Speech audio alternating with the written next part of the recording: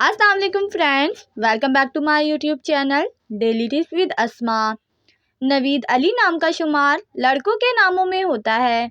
नवीद अली एक इस्लामी नाम है। नवीद अली नाम की इब्तदाई तारीख अरबी ज़ुबान से निकलती है। नवीद अली नाम के लड़कों के लिए खुशकिस्मत नंबर 9 माना जाता है। नवीद अली नाम का शुमार इंटरनेट पर सबसे ज़्यादा सर्च होने वाले नामों में से होता है। नवीद अली नाम के लड़कों में बहुत सी खूबियां पाई जाती हैं। नवीद अली नाम के लड़कों में ज़्यादातर संगदिल लड़के पाए जाते हैं। नवीद अली नाम के लड़कों के लिए मुवाफिक रंगों में काला, नीला और बनफशी रंग शामिल है।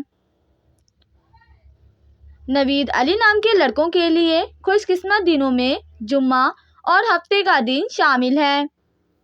नवीद अली नाम का मतलब है खुशखबरी, आला। खुशकिस्मती वाली धातों में हिंसों के हिसाब से लोहा शामिल है।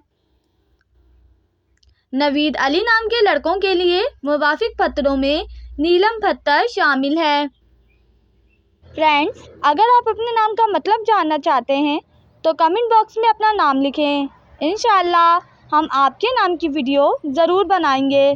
Thanks for watching. अल्लाह हाफिज़।